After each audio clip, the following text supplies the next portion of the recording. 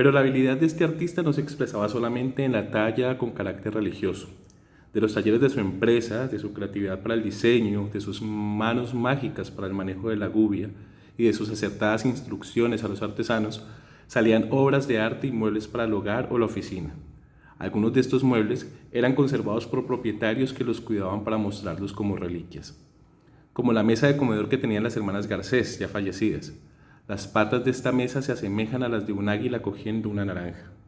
Algunos de los motivos de don Eladio eran sacados de revistas o por encargos específicos de sus clientes, pero la gran mayoría de ellos eran producto de su propia creatividad.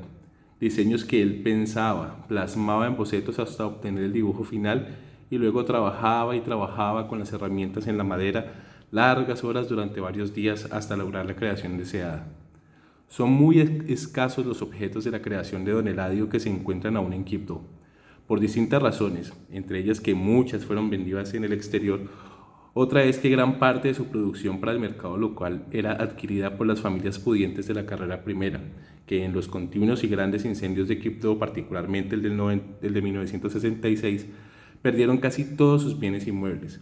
Y finalmente, quienes lograron sostenerse y recuperar algunas de sus pertenencias, no resistieron los cambios en la estructura política, económica y ante todo social que sobrevino en Quibdó y en todo el departamento del Chocó.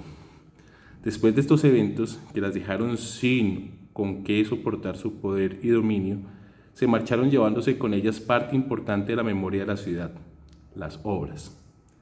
Ni siquiera la extensa familia Martínez conserva algo. De esto se duele la maestra Teresa. Como uno sabe las vueltas de la vida, y yo pequeña tampoco me imaginaba que esas cosas iban a tener valor histórico, debí cuidarlas más. Dios mío, debí cuidar tantas cosas de mi padre.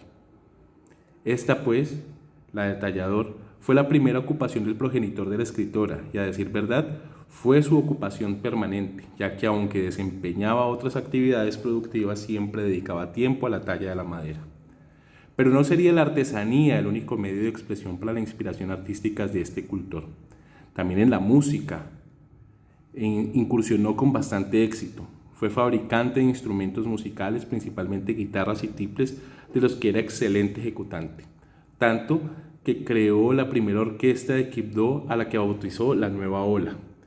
Con la orquesta, a la que integró a otros músicos de cuerda y viento, amenizó reuniones sociales y llevó serenatas a las madres y a las damas de la época, a quienes dedicaba hermosas canciones, muchas de ellas de su autoría.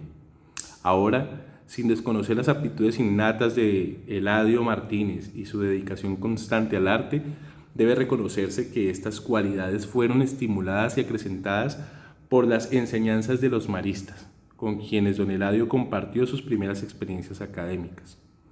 Los miembros de esta orden religiosa llegaron a Quibdó años después de la Guerra de los 1000 días, promediando 1909. Fundaron escuelas politécnicas con formación en matemáticas y artes.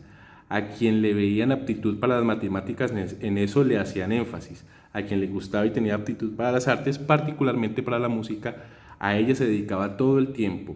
O si la inclinación era hacia el canto, lo ponían a cantar con maestros que le afinaban la voz y le enseñaban las técnicas de canto.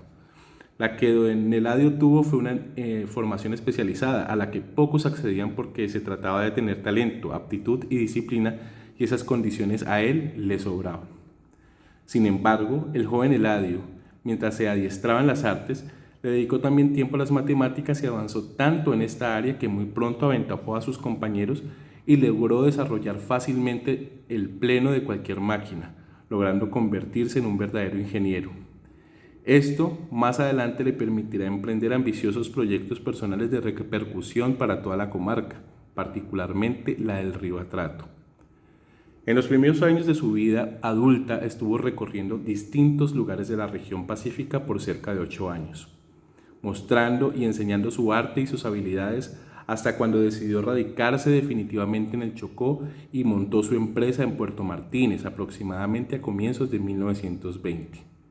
A comienzos del siglo XX, poco tiempo después de terminar la Guerra de los 1000 días, en el Chocó se inicia un desarrollo empresarial, industrial y comercial sin precedentes en el país.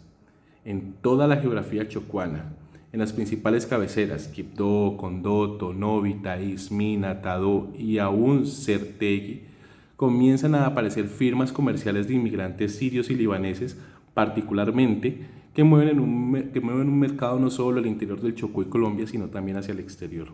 Familias como los Meluk, Bechara, Chaki, Abuchar, Jenin y otras cuantas crearon verdaderos emporios para la época y con ello le dieron al Chocó un liderazgo empresarial frente al resto del país que de haberse continuado y fortalecido, el departamento habría tenido una marcada diferencia favorable en su condición económica de finales de siglo.